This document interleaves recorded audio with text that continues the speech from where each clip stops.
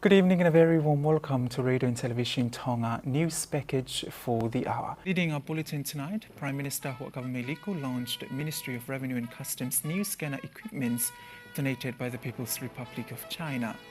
Japan's Maritime Self-Defense Force destroyer Kirisame was in Nuku'alofa over the weekend and toured by His Royal Highness Crown Prince Tupotoa Ulukalala. And the Cabinet approved an e-commerce strategy and roadmap for Tonga. We'll have these and more stories later on in the bulletin, including the latest sports news. Now, I'm Vaifunatu Bola with the stories in detail. The Honourable Prime Minister and the Acting Ambassador of China to Tonga launched new scanner equipments of the Ministry of Revenue and Customs for scanning of cargoes from overseas countries that arrives in our borders as an assistance from the People's Republic of China. Alice Tupo has more on that story. This assistance was made possible 3 years ago and it finally arrived in Tonga last December before being installed last month.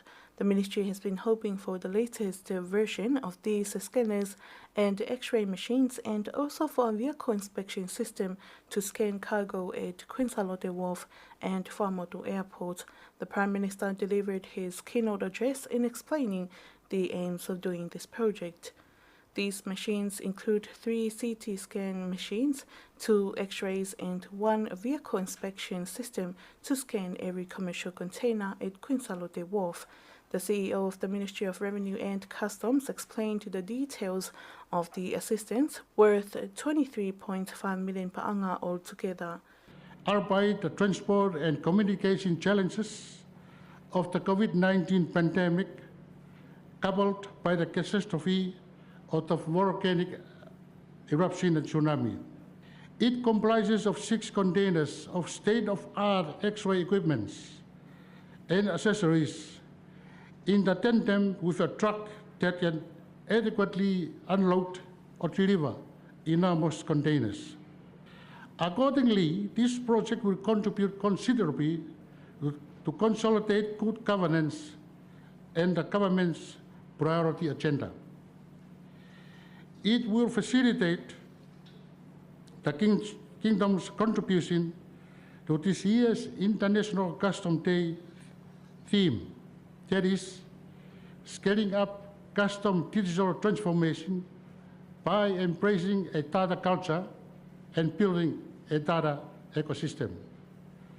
But most of all, the custom inspection equipment project will continue to further enhance the cooperative relationship between the Government of Tonga and the Government of the People's Republic of China. He answered that by the time of scanning containers, related stakeholders will participate inside the vehicle inspection system to inspect all the goods inside the containers. Technicians from China arrived and installed the new scanners with the help of staff from the Ministry of Revenue and Customs and taught them how to use these scanners. The ministry believes their work will be of a high quality and good standard thanks to these new scanners. Reporting for Radio and Television Tonga News, I'm Alice Tupo.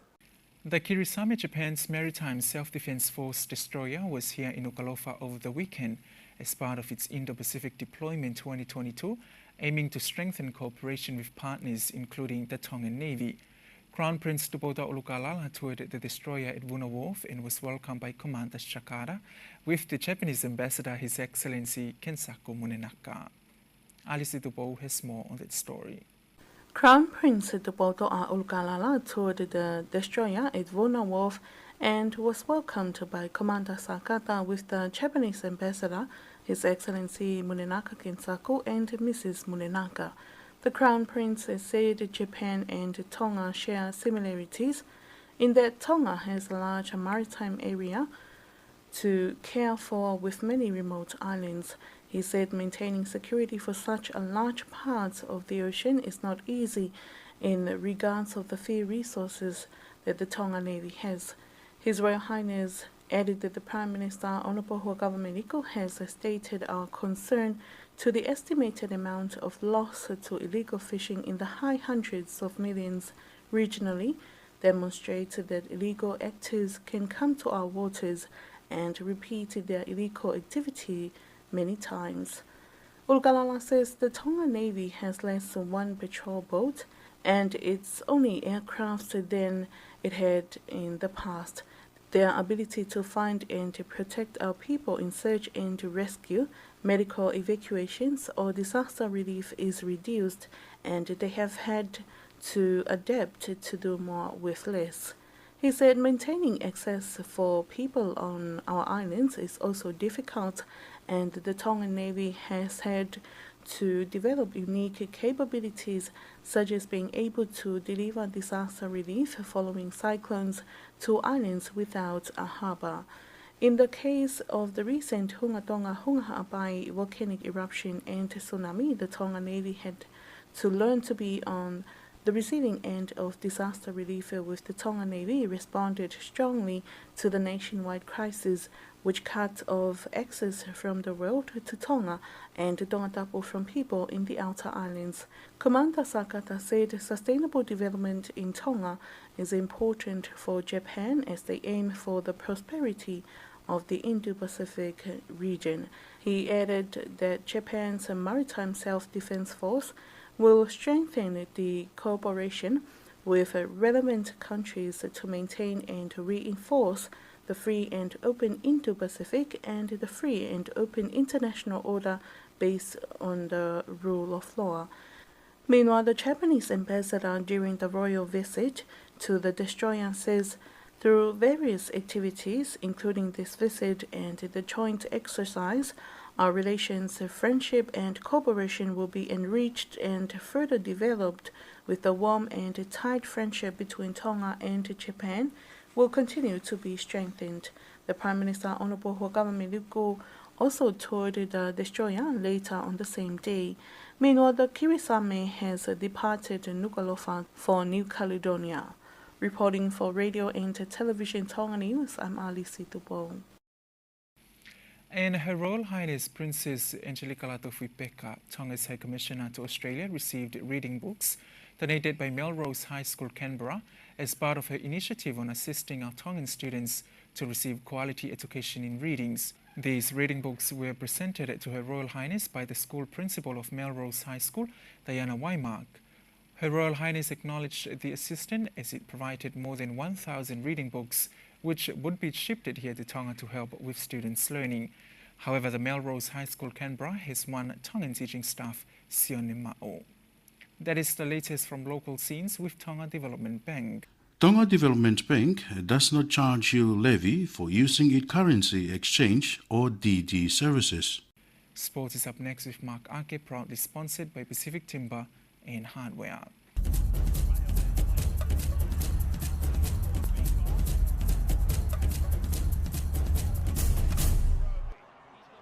To Rugby Union, Oceania Rugby and Tonga Rugby Union are currently running a training program that empowers women in the sport and educates players, coaches, referees, rugby administrators, and relevant rugby groups. This Oceania Rugby-funded program began on Monday and is held at the Sunia Mafileo Gym at the Halaano Rugby Field in Kolomotua. The regional training manager at Oceania Rugby, Talemo Wanga, talked more on the purpose of the program and how it empowers women in rugby. With the influx of women in rugby, we need the male-dominated sports with a lot of male coaches, male administrators, male referees, male strength and conditioning to understand that the female are here and the women rugby's are here.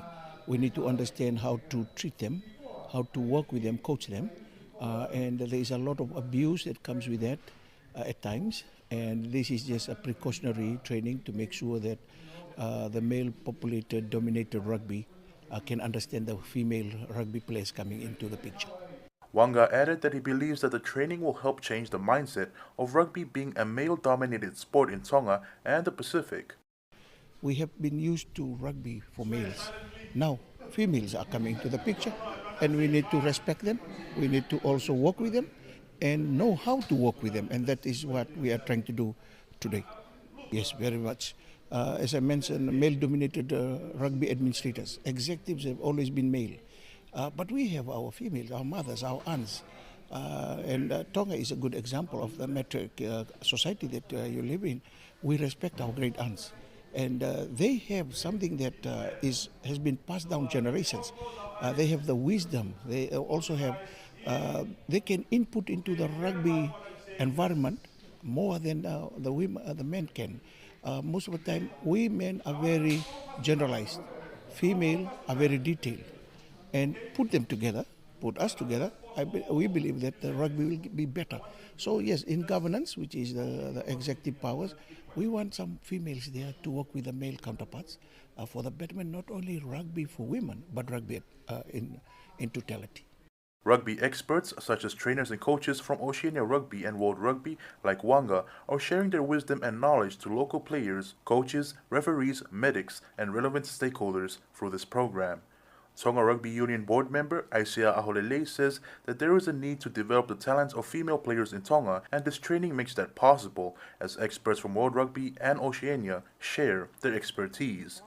Local coach Telesa Veatupu is part of the training and says the program helps her develop her coaching skills and lets women know that they can achieve what men do in rugby. She also says that more women are joining this training, which she is happy to see as it proves that rugby is becoming more popular amongst women. Meanwhile, the vice chairperson of Tonga Women's Rugby Union and coordinator to all women's national rugby teams, Fehoko Tu'ivai, says this program has no barriers and is available to all. She also mentioned that for years, rugby hasn't been popular for women, especially in coaching and referee roles as well as administrators, but she has seen that starting to change.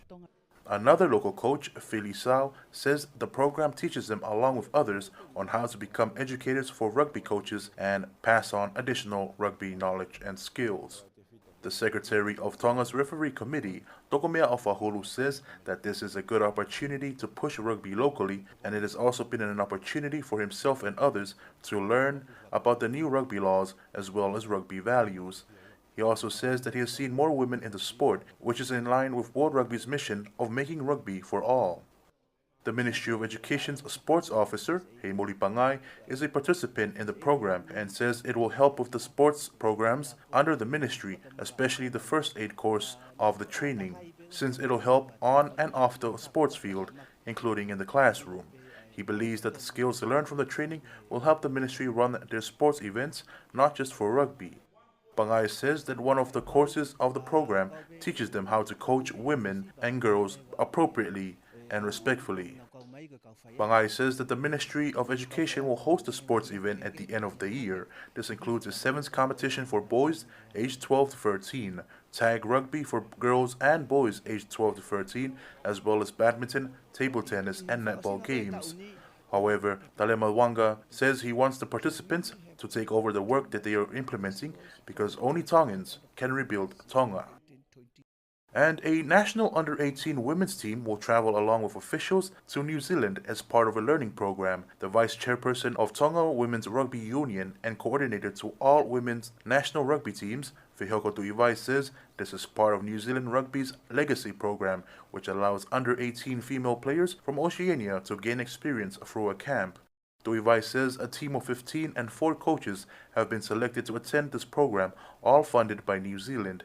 They will also be given a chance to watch the semi-finals of the Women's Rugby World Cup.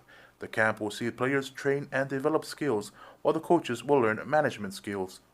Tu'ivai explained that as a result of the Fuifui Lupa's participation in last month's Oceania Women's Rugby Championship, 9 players from the squad have been given an opportunity to attend another training camp in Australia, and if they perform well, they'll be selected for the Waratahs, Reds, and Brumbies women's teams.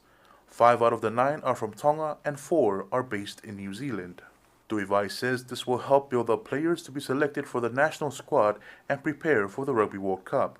A national women's sevens team will fly to the Gold Coast this November for a competition.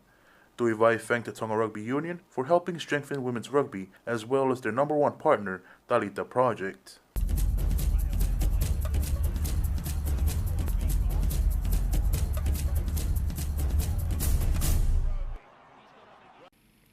That wraps up this evening's news package, but before we part, here's one final look at today's top stories.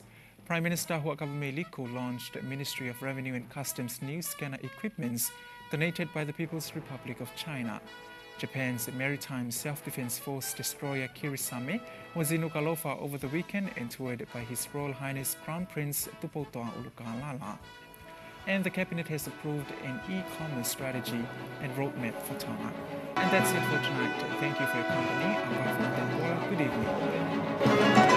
evening.